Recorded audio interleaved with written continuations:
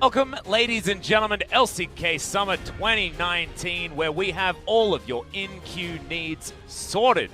We are ready and prepared with all of the content to keep you gaming while you're not able to game. Understandable with the TFT queues as they are in NA. If you're late night in NA dealing with those, 90-minute queue times, well, I will just assume that we'll have new viewers every 90 minutes. We'll refresh every 90 minutes. And you know what? We're going to have great entertainment for you. Damn right. During your journey through the queue, because today we start off, and it's the reverse of conventional logic, because usually there was a match before the Telecom War, and then the Telecom War was the showstopper. It was the main event. It was the main course. But today, we're almost in a reverse scenario where we have a very significant Telecom War, but by fan standards, for the wrong reasons, right? Because both teams are down the bottom of the table. If SKT or KT lose, playoffs, even this early in the season, are feeling way out of their grasp. Our first match, though, a super hype one. DAMWON Gaming, Afreeca. Both of these teams are the mechanics crew. Both of these teams are the skill testers. So theoretically, we have no excuse for anything other than kill a minute, League of Legends. Yeah, and it's young, aggressive talent that we really want to be highlighting here as well. Which Afreeca Freecs are we going to get? They're in 6th place at the moment with an even scoreline. But Week 2 was an incredible Afreeca Freecs. They were able to come out and dominate in the early game. I think their stats are above 2,000 ahead at 15 minutes across all of their games during that week. However, DAMWON, they had the Week 3 that we want to be talking about with ShowMaker's absolutely incredible Akali play. I know you broke that one down on your VOD review, Papa Smithy, but I got flustered. Yeah, even in the slowest speed possible, it's still incredible.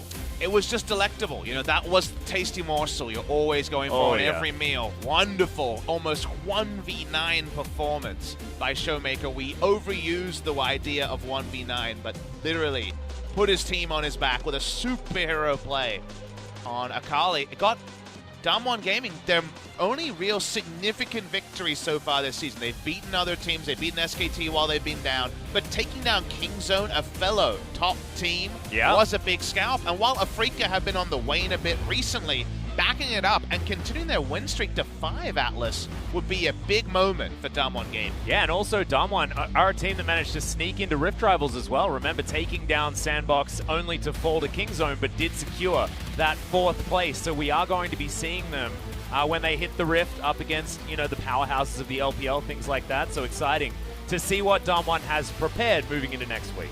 I mean, just consider what we have today. We have DAMWON Gaming versus Afreeca Freecs, the top side of the map, the level of mechanical outplay in Ucal versus ShowMaker, Nuguri versus Kiin.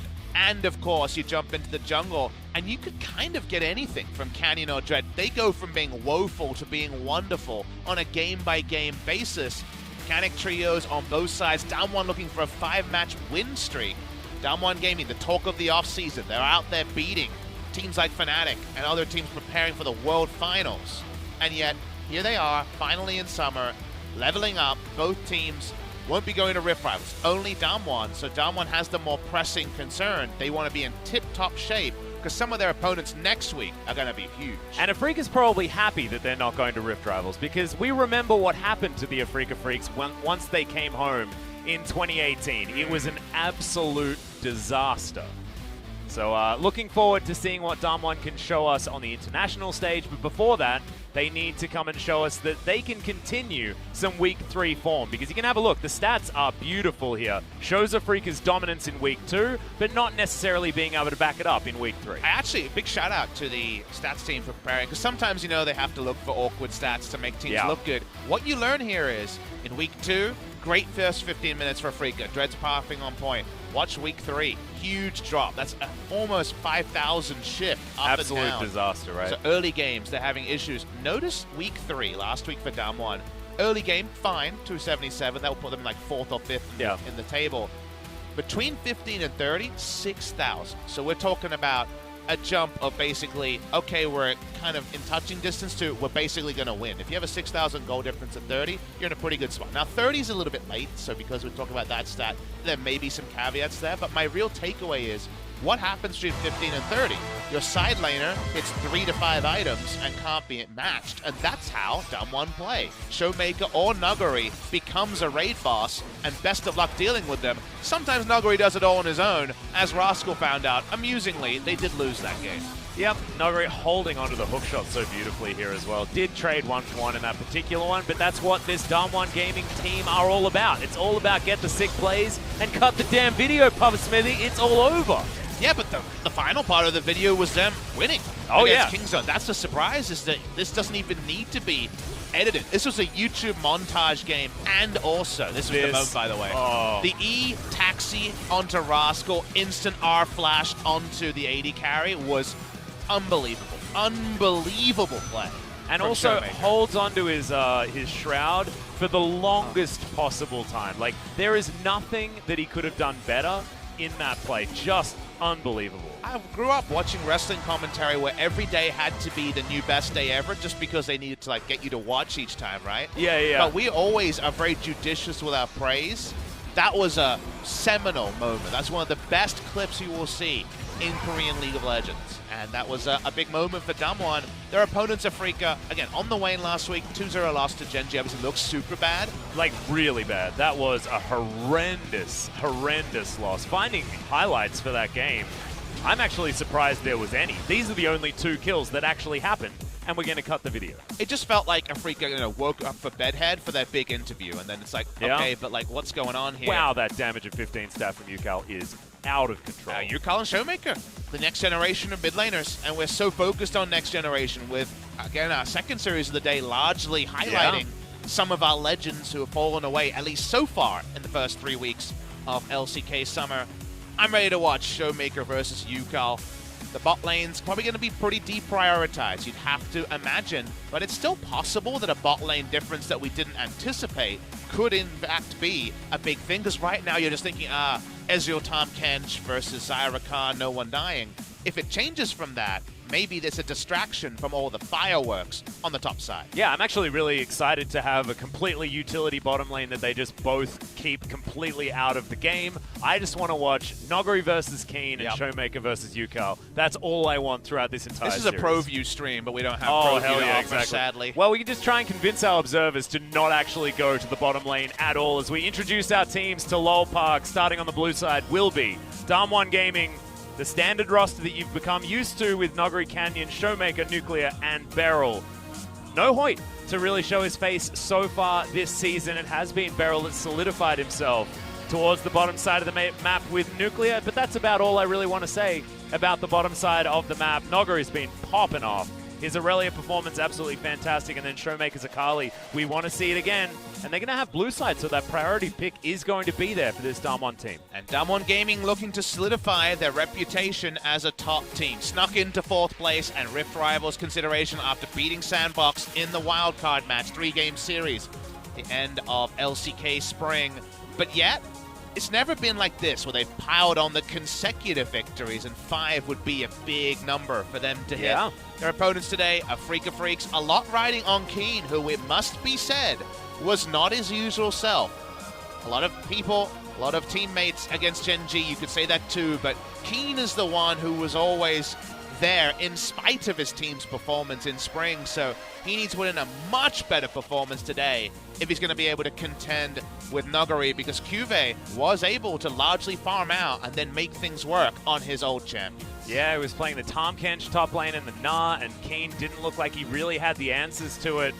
And Cuvée is a player that you can really get a read on, so not very many excuses for Kiin to drop the ball in that particular regard. Hey, we got a read on Nuguri. The boy's going to try and kill you, and he doesn't really care too much about your friends coming. He'll work it out. Nor does he care which champion he's playing. He's still going to try and kill you. Is there any other top laner that would have dived for the second kill that we had in the replay at the side, where they're like, the Gragas used his body, so I'll just dive, I'll die, but I'll come back with Sheen Longsword and kill again? Well, if you go to solo queue, then yes. Here in the LCK, not so much, Papa Smithy. I think you've got a very valid point. Looking over the side of the Afreeca Freecs, Senan is going to retain his spot towards the bottom side. Haven't seen too much of Jelly, but in fact, this has been an Afreeca Freecs roster that they've held on to, which I very much like, because they were the musical chairs of players in the spring season and now have found themselves some at least more solid roster choices. Whether it's going to work out here today is a big question mark, because consistency has once again been plaguing the side of the Afreeca Freecs. And here we are. Champion select is upon us for game number 1. DAMWON, as we mentioned before, on our blue side to start this one off, Afreeca Freecs will be on the red. Counter pick for Kiin. Could be a big one to give him a decent matchup into Nuguri. However, DAMWON do play the flex game real nicely between their two playmakers in Nuguri and ShowMaker. Fascinating matchup between the two mechanics crews of Korean League of Legends. Oldest player on the Rift, BeryL at 22. Afreeca has no player older than Kiin, who is, I believe, 20, maybe 19 at the moment. So a lot of young guns, the next generation in full force, and something likely is going to have to give, because Yuumi, Sejuani, and Karma have been the permabans on red side. But aren't you okay with DAMWON Gaming taking Karma, especially if it means that Nuguri is only getting Klepto procs no more? Afreeca think about it, but they will ban it out. I'm really glad that it's going to be banned, but I do understand leaving it up. DAMWON, you know, they've already lost a game with the Karma on this patch as well, so not wanting to see that on the side of the Afreeca Freecs is an interesting one, but a good read. In my opinion, the Jace is going to be snapped away immediately. A good flex here for DAMWON Gaming if they want to utilize it. Nuguri just saying that he really wants to go toe-to-toe in the earlier stages of the game. He does. Pick up this Jace, heavily expected to be for Nuguri, but ShowMaker, there has been more mid-lane Jace this season overall. Has a really nice synergy with the Sejuani, but no one's getting Sejuani anymore. The Nautilus priority for Afreeca is starting to become a little bit of a creeping down, because Nautilus has been on the down and only Senan has shown priority. They first picked it on blue side before Atlas. It is by far his most played, but it's conspicuously taken in a spot where Zyra might be taken with a jungler, or Zyra Khan could be taken as a duo. Sonatam Kench could have been taken. Exactly. I mean, there are loads of different options here. And DAMWON Gaming could take the Sonatam Kench right now. And you mention it, and it looks like we're going to receive it. This is another way to influence bot lane, but if it's something that Afreeca anticipated, and because it's suspicious the Tahm Kench priority was so low from them, does this just mean that Dread is going to be doing his best Ning impression, jump on, say, a Camille, and try to proxy them from minion waves? It's a possibility. Could be an option, but they're not going to grab it right now. It is going to be the Aatrox priority here, most likely for Kiin, but Ucal was one of our premier mid-lane Aatrox players as well when he was first very strong. And let's offer that out there, just to remind everyone, is that assuming both teams are completely on point and they are thinking ahead, why would you take Nautilus over, say, a Lux that is open? Both of them have hard crowd control. If you're going to turret dive, Nautilus would be the more reliable choice, right? So if you really are going to say they're definitely going Sonatam Kench, Camille Nautilus with some Silver Burst would be a very fearsome duo if you could just freeze the minion wave and then turret dive. So I want to see Afreeca really prove to me that they've got an answer for what has been one of our premier bot lane duos in Sonatam. Yep. The other thing that I really want to see is a lot of mid-game teamfight power here from the Afreeca Freecs, because you can roll over the top of a Sonacom when you get into that tedious mid-game moment where they don't necessarily know what to do with their Sona composition that hasn't quite got rolling yet. So we've seen it happen before. There have been slumps. Some Sonas get through it, some Sonas don't, and Afreeca might be able to tunnel their way towards forcing it out of control. Will we see something big? I think we will, because notice that we have not seen a jungler selected yet. Could be Aatrox, but we could have a really spicy Dread pick come up there. And this guy has literally 140 champions he could be playing. We had a Kai'Sa jungle yesterday. Who the hell knows what Dread's going to be playing today? DAMWON Gaming kind of playing with hearts and minds. They think they know everything except jungle, but there is that Aatrox flex open on the red side. DAMWON Gaming looking for jungle and a second solo laner. This would be another on-hit champion. Sona would be having to shoulder all of the magic damage, but it does have a great laning matchup into Corki, so that's why we could see the Lucian Kuzan playing it most recently back in Challenge, and I believe also one game of the promotion tournament. It would have that synergy. It would work really well if Sona got going, but they're going to hold their horses and go for Zoe and a bit more balanced damage. I actually really like the Zoe here, because we were talking about the fact that there is a little bit of a mid-game lull for the Sona compositions. Zoe does bridge that very nicely. If you can land the right bubbles, things like that, get things under control, then Zoe really can set you up to get some picks and get control back around the map at a time where it's really, really hard to find that control. The Elise is going to come in here for Dread. So Afreeca Freecs, following the game plan that we're talking about with a bit of late game insurance in the Corki and the Sivir. And the Elise does fit the kind of Camille mold of turret diving because you can reset aggro so easily. So what I'm expecting to see here is that aiming in Senan, as Elise is coming closer to level 3, will start to really slowly build up that minion wave. Elise comes in as the big minion wave crashes onto turret at level 3, and you go for your kill. And it depends on summoners and setups as to which person you're going for. But you need to target Sona Tom, otherwise this lane will absolutely be the underpinning of your undoing. So they have to find a way to try to target this, and Dread is on a pick that can make that happen. And there's a lot of things that can go very wrong for the Afreeca Freecs with their game plan if things go wrong in the laning phase at the beginning of the game. Yes. Like, this is a very pivotal first 10 minutes. And I'm excited to see what DAMWON can actually do to navigate around it, because Nuguri, I think, is going to be the place that they can really attack this game. And they're going to really have to make these approaches, Atlas. They're going to have to be on form, because the fact that Gen G got kind of a quiet first 10 minutes, 2 games in a row, was a large reason that Afreeca Freecs went down in a game they were heavily favored to win. So yes, Nuguri could take the early aggro, but then does that just mean that Sona Tom is having a happy old time in the bot side? Not to know, but Dread to me is either going to be the MVP of this game or one of the central reasons they don't win, because he hasn't picked a team fighting jungler for later with Sivir. He's picked an Elise to get somewhere going. Yeah, and is he going to be able to help the mid lane as well? Because we mentioned the Lucian counterpick into the Corki was an option. It's going to be the Zoe this time. Let's hear from the fans.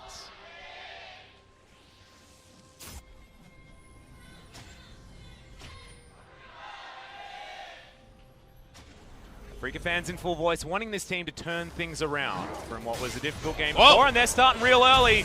We mentioned that things could go wrong real fast in this game, and it's already happened at 38 seconds in the game. What did Papa and Atlas ask for? A level 1 plan. How about 5 guys coming in? The big hook man hits the first one, and suddenly everyone's real stressed on the side of DAMWON Gaming. Yep, the plan is put your face in it, Papa Smithy, and I like the plan a lot.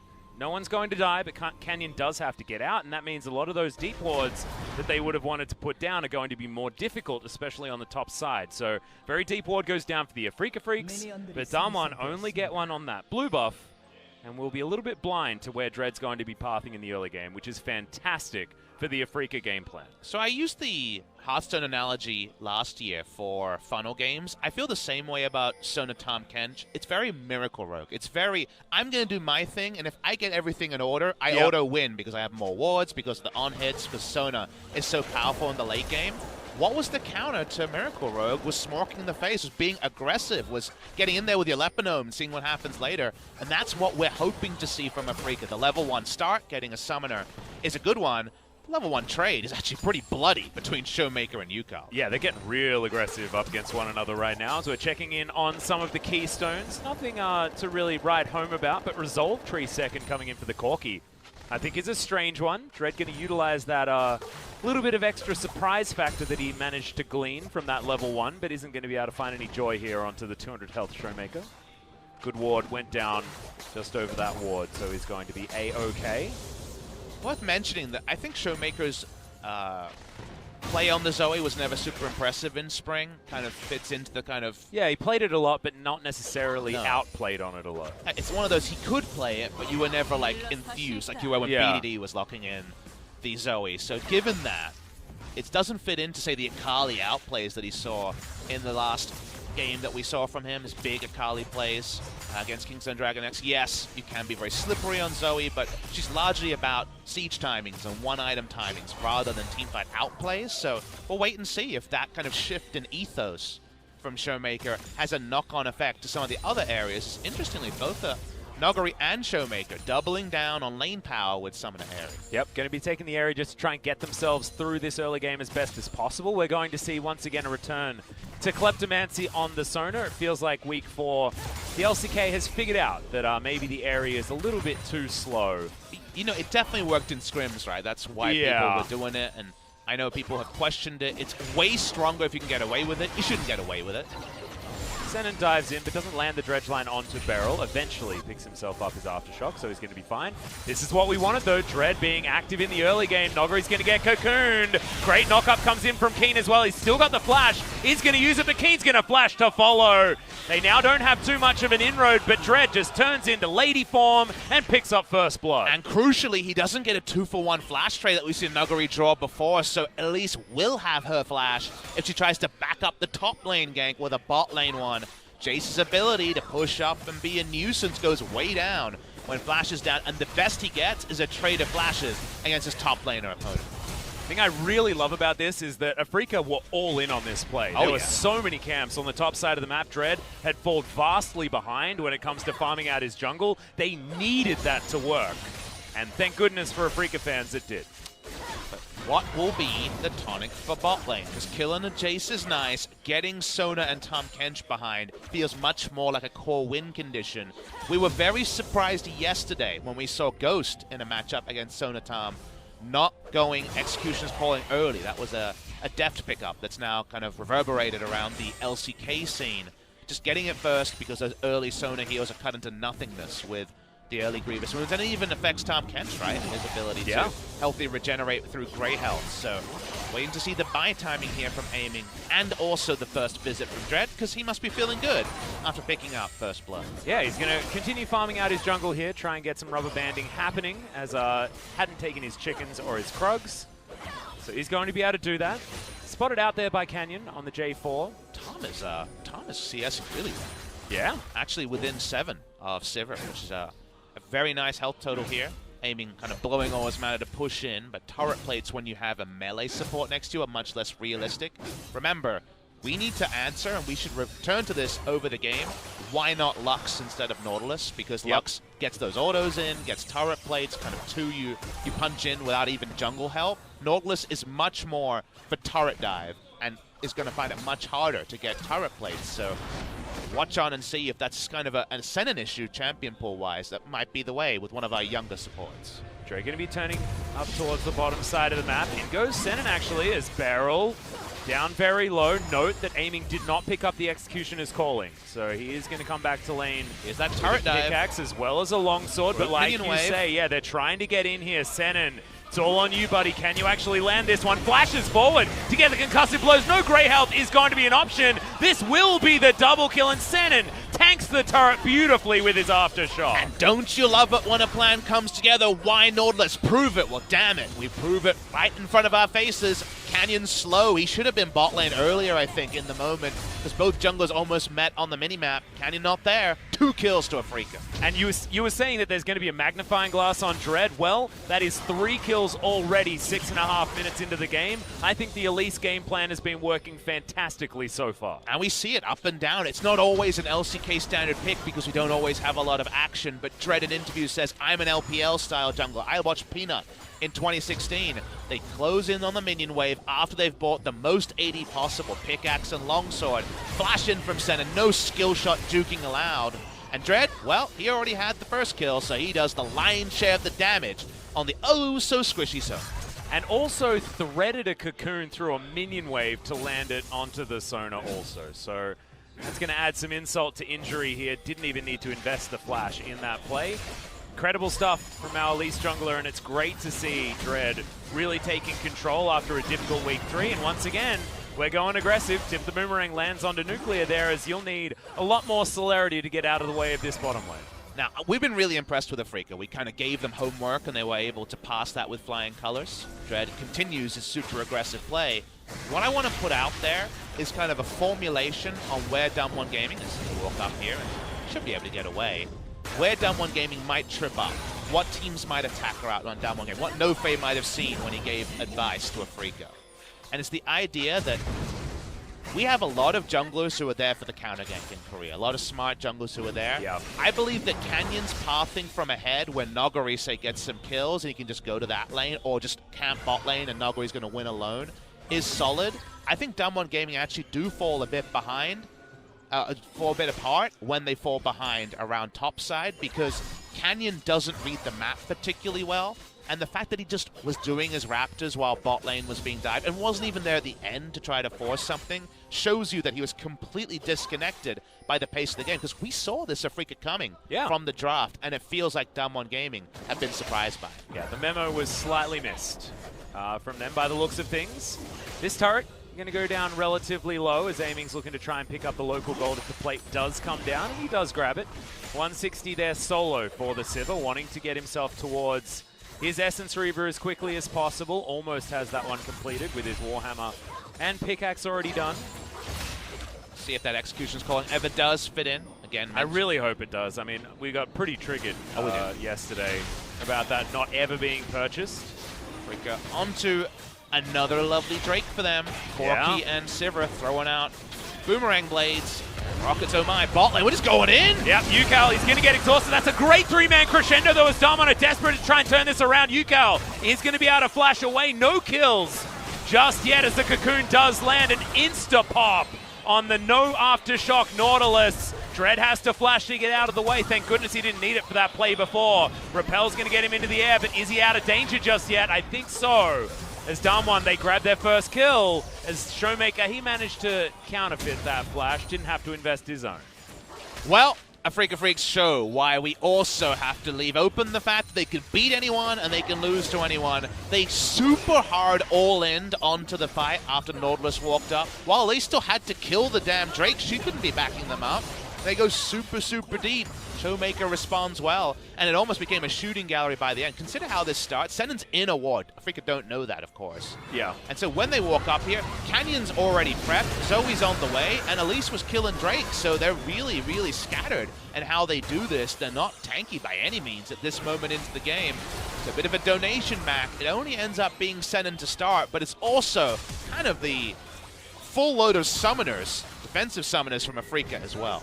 And a lot of their offensive tools not going to be there either. The fact that Dread doesn't have any Flash Cocoon opportunities now on this Elise is actually quite dangerous.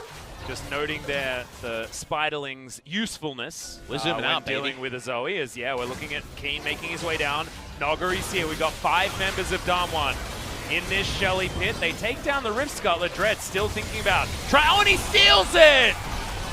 Able to get himself out onto that ward as well as Kiin has the World Ender. Doesn't have a reset just yet, but DAMWON don't want to fight this one. They lost their objective, and now they have to leave. Canyon was trying to outplay. Remember, a lot of players will try to aggro the Rift Herald, try to hide the backside because you get the 1500 guaranteed damage, and go for auto smite at the right time. Because he went for the auto first, Dread just got in with the smite and was able to take it down. So tried to outplay their Canyon, but the next level from Dread, and he's just been all over the place in this early game, and a big reason why Afreeca is still in a very solid spot. Yep, I have a feeling that Dread's a little bit upset that his MVP is now tied with Summit and wants to rectify that situation, and with an early game like this, he's definitely getting it. Yeah, you want to hit the eye smite, but the eye is hit too early, and the smite comes in from Dread. Nicely done there. He reads it just as well as Canyon was trying to bait. Return to normalcy, aiming. Has his Essence Reaver, but no cutting down of the healing. And I believe the transformation was around the 10-minute mark as well. Face check. Yeah, going to face check that Cocoon as Dread will have to go up into the sky. Kiin's down here. He's going to get some knock-ups immediately. As soon as Dread comes down, he's looking to go into stasis as Nuguri will have the Shock Blast. They easily take down the Spider, but can Kiin get his reset?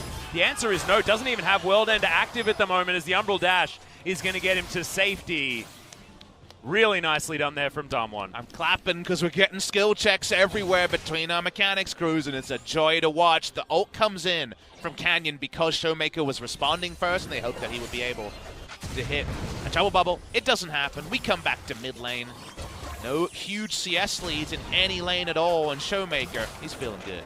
Yep, Ucal just about had that cleanse back available, but instead sacrifices half his health bar. Shelly's going to get spawned towards the bottom side and should be able to get a bunch of turret plates here for Kiin, and will be able to grab that first turret as well as the Aatrox is moving down there. Shelly sets up, see you later turret. And that's a whole lot of gold now onto this top laner. We'll have close to 1,000 gold lead as that topples. And now it just feels like there's going to be that kind of time pressure. The sand clock is going to be happening there where before Seraph's is done on the Sona, you can just see this Aatrox just blast everyone and win teamfights kind of alone by how much gold he's had funneled into him. After that comes in and the exhaust is on point, etc., it's going to be more tricky, but there's going to be that solid kind of 15 to 27 minute mark where Sona won't have 2 items done, and Aatrox is going to have his core done real soon. And I have a feeling, yeah, I think it's between 15 to 25 minutes. That's when Afreeca need to get a solid advantage and basically win this game. That's what they've set up this composition to do. And if ShowMaker keeps doing that, which is why the Zoe pick was so smart, it becomes really difficult. Because even if he's just chunking people out, even if they're not necessarily getting picks and getting kills, if he's sending people home, then DAMWON will have that man advantage, which should be able to get them over the line. Is it just me, or every time Zoe hits with kind of the max range Trouble Bubble into Battlestar combo, doesn't it feel like the doctors told you they're going to prick you with the needle? It feels like Vertigo. You know what's coming, and yet you're still getting that really visceral reaction as Ucal. Yeah, he's going to be able to a package. Remember, he does get to override any CC with the special delivery, so always has a way out there. It's going in! Yep, there's the flash. Canyon's going to get 2 flashes out immediately, and that's another max range Trouble Bubble. It's going to get the repel out from Dread, who just pops. He is so incredibly squishy, and now a very late teleport comes in from aiming. A lot of damage here from the Sivir, trying to land the autos just on the edge of the crescendo, but I just don't think it's going to be enough as Ucal wants to be able to get this one. BeryL's holding onto his Grey health for so damn long, and Nuguri from downtown picks up the kill. BeryL is able to eventually activate that shield in the nick of time. That's the ace for DAMWON. That's the outplay that Afreeca wanted to do at this stage of the game. Exactly, the timing makes it so important, so big for a Sona comp to win a team fight at this time. They can't deal with nuclear. They don't get the Bloodwell active on Kiin. They go down. This game shifts once again, and it's going the way of DAMWON Gaming. Yep, and it's finally a gold lead, but that gold lead feels so much bigger as we're going to have a look at DAMWON perfectly navigate this Credit fight. to Canyon, who EQ flash Rs. He's not doing it for damage. He's saying, this is the time, we have to fight now. Sivir's teleport is late, Sona's already there in group, and that just means nothing slides into play because they don't have the movement speed from aiming. Kiin isn't in a great spot to get that first kill. The outplays come in, the Tahm Kench devour, so important. If Kiin dies, so do a lot of Afreeca's hopes in the early team fights. And you can see Ucal just couldn't get that Sheen proc. Nuguri just from over the wall takes down the Sivir, and BeryL was holding onto that Grey health for approximately forever. Until he guaranteed that it was going to keep him alive. Great initiation, he says, for the EQ flash R from Canyon. Canyon thoroughly out-jungled in the early game, but plays like that can salvage you out when you have this Gathering Storm combo or something like the Sona carry and great synergy around it. The amount of bailout that provided, the gold lead is almost gone. Jace is now able to go back to the side lane and will have his flash back up soon. A lot of normalcy is reverted purely because DAMWON Gaming chose a primo time to force a fight. Yep, it's also going to make things way more difficult for the Afreeca Freecs to navigate what was already going to be that omen of dread down on top of them. No pun intended, of course, but almost dread giveth, dread taketh away. Feels like the story. He's going to get up in the air with the repel, but immediately comes back down again. He has nowhere that he can go, and that was bad. That was a caster curse that I apologize to the Afreeca Freecs for, to be perfectly honest, because he went from being man of the match to a liability very quickly. That was really bad. If you consider the terrain where he died, it's not controlled by them. The wave wasn't in position for him to turret dive, and he was hanging around a corner rather than even threatening a turret dive. Just collapsed upon by 4 people who knew about his presence. So, Dread giveth, Dread taketh away. I think Omen of Dread is a pretty good thing for this young jungler who can be so fearsome. His early game here was a treat to watch, but now the game state changes, and just like Canyon wasn't reading the bot lane dive, Dread hasn't read the memo that actually he better be, backed up by his teammates fast, otherwise he pops just as quick. Damn right he does. Extraordinarily quickly, and he's got a broken stopwatch, so he's not going to be going golden anytime soon. Will be building towards Azonia's at some point, but wants that Oblivion Orb first. Wants to be able to do as much burst damage if they catch someone. Speaking of catching, Infernal Chains come in. BeryL has to pop the Grey health very early, but it is enough to keep him alive. Canyon coming in from the side just to lend a hand, and DAMWON once again stave off the Afreeca engage. And they can't even force summoners from it either, Atlas. The flash still up on BeryL under the turret. Very, very optimistic to pick up a kill with the 4-man collapse there on a Tahm Kench, especially. Tahm Kench 1,300 gold ahead because he was doing farming earlier. BeryL loves this build. He loves the front line. I'm going to get in there and start lathering you with my tongue.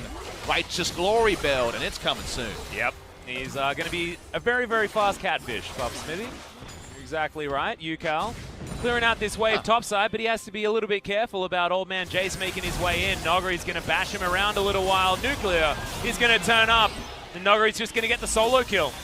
Nuguri's Jace, whatever the items. Remember, he doesn't have double lethality. He does have the serrated Dirks, but he doesn't have the full, like, completion on both the Yomus. And from there, the Duskblade.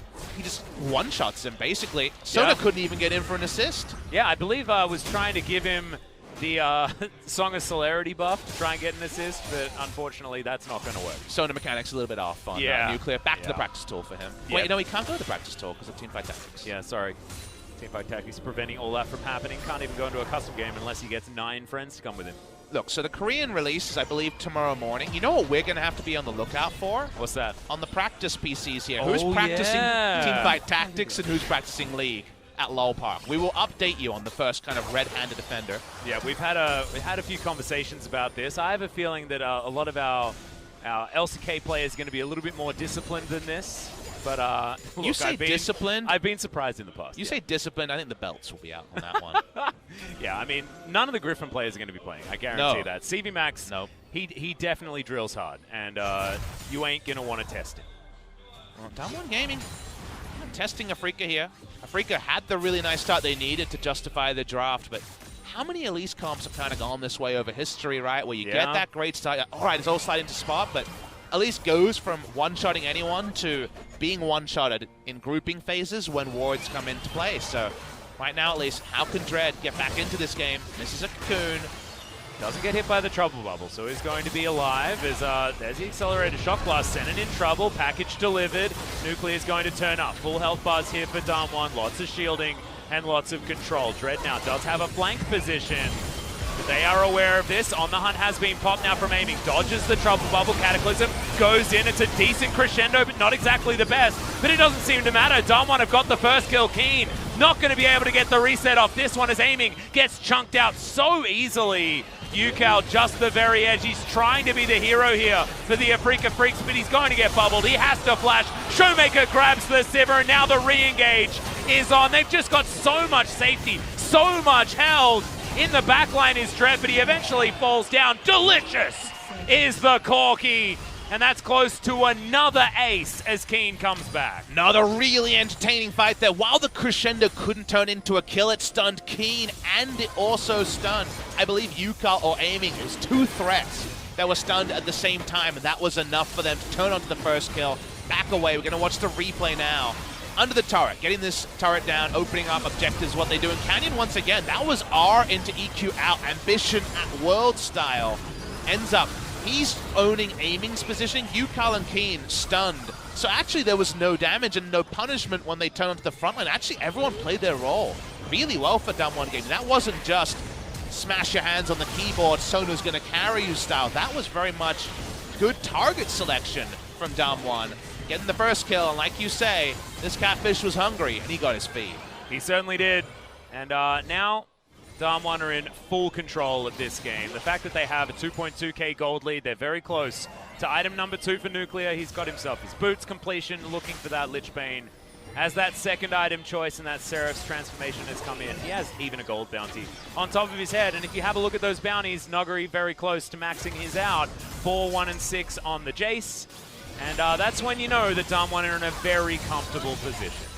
They are in a really intriguing part of the game. Something small I want to draw your attention to is that Canyon has gone for a build you very rarely see. First real item after Cinderhulk is actually into Adaptive Helm. It's actually into Magic Resist. Now, we all know about Corki's magic damage, crits, etc. Those items aren't done.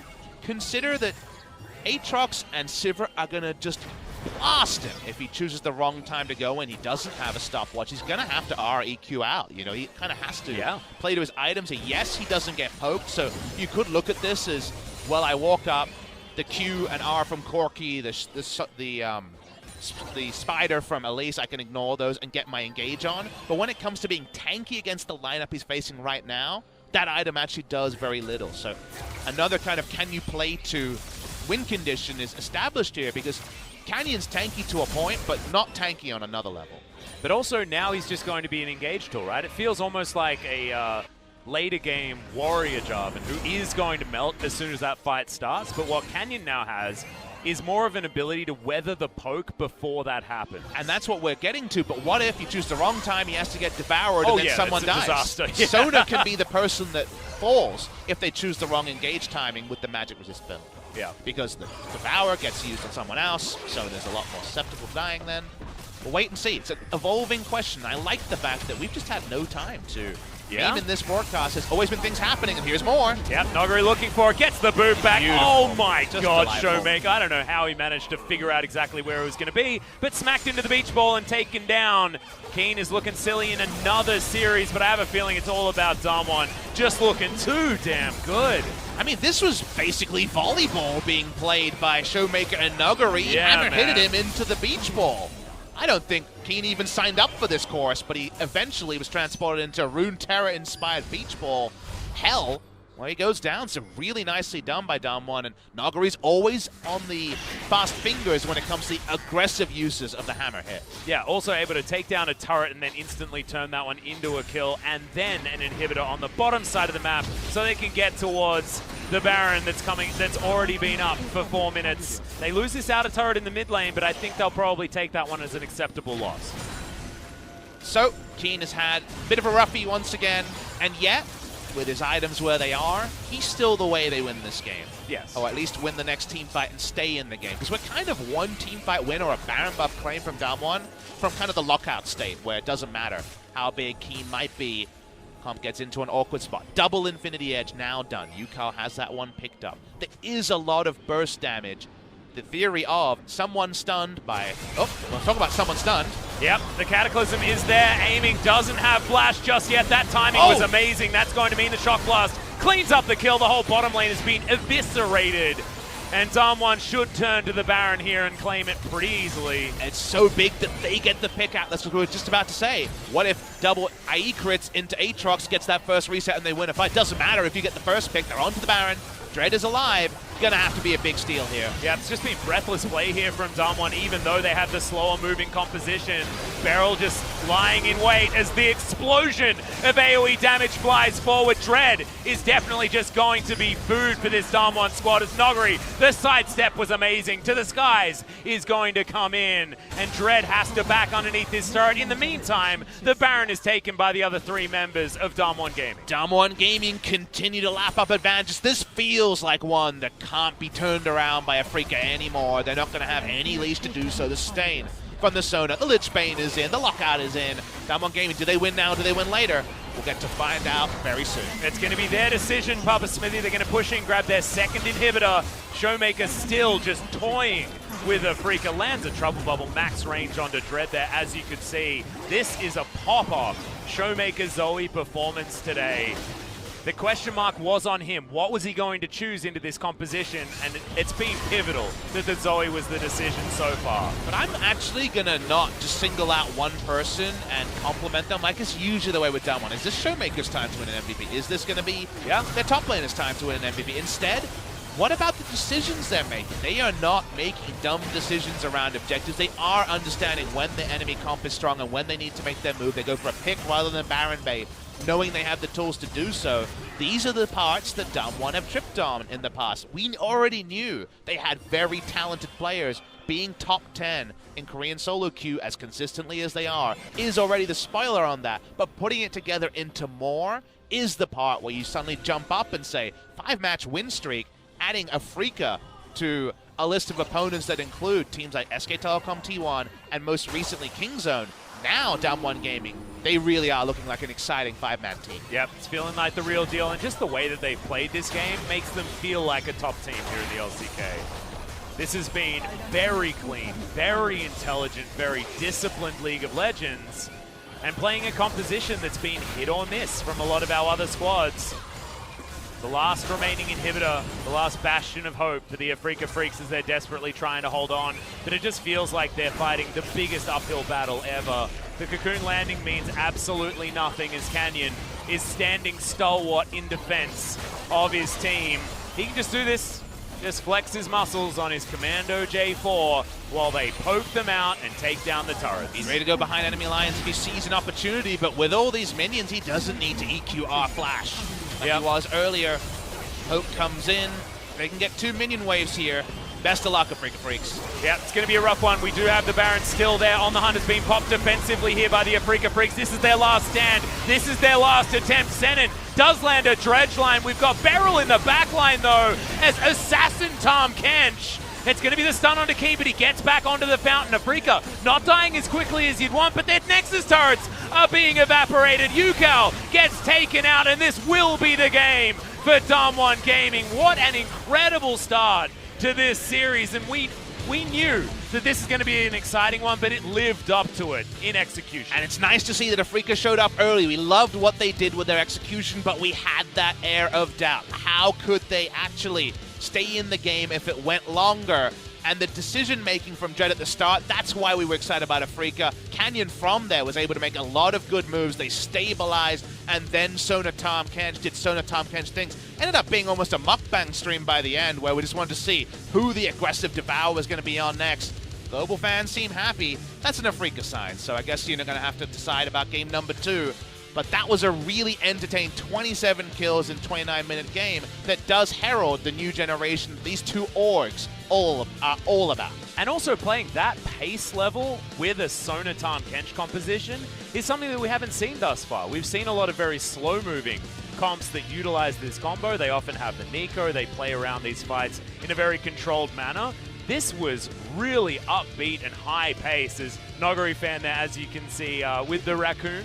A little ShowMaker below it as well. Nuguri fans all over the rip, but the DAMWON fans are growing in size. And after games like that, how could you not? Really nice performance, and that is the DAMWON side of LoL Park. The players started to walk away. We're going to wrap up our Game 1 coverage, but all we can say is give us 2 more of those. Really, really enjoy DAMWON Gaming versus Afreeca game number 1. And I hope your queue time was about as long as that match, because not missing it is certainly going to be a very positive thing in your life. In the end, it was a 10,000 gold lead, a very considerable one here for DAMWON Gaming, and of course, Nuguri's going to top the damage.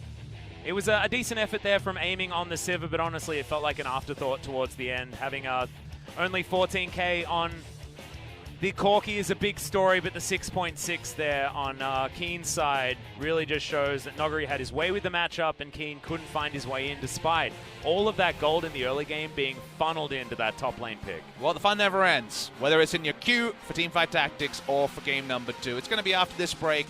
Let's get to it. Yep, exactly right. We'll come back to introduce you into our next in-queue entertainment matchup, and I hope it's as entertaining as game number 1 was. Stick around.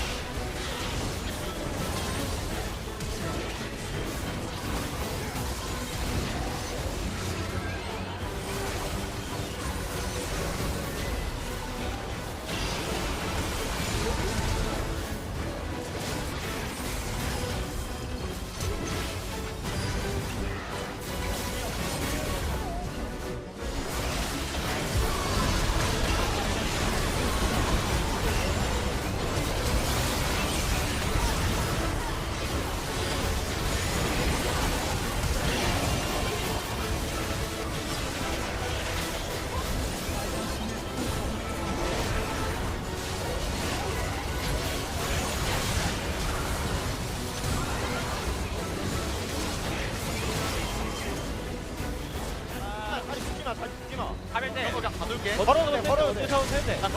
오케이. 나텔 박았어. 아, 타라. 얘부터 엘릭스. 에이스 높을. 잡았고. 야, 노플. 시비가 안 해. 천천히. 아, 키를 당연히 할게. 야, 안돼. 나이스. 살려줘. 나 먹는 거 없어. 야, 코르키 노플. 다 노플. 11부터 볼게. 11부터. 야, 11을 봐. 형 11을 봐. 나이스. 야, 노플이야. 형 익히고. 야, 잘해봐. 나 갖다 줄게. 노플. 아, 나이스. 다 잡아. 나이스. 야, 나이스. 유지가 있었어. 진짜 잘 걸었다. 나이스.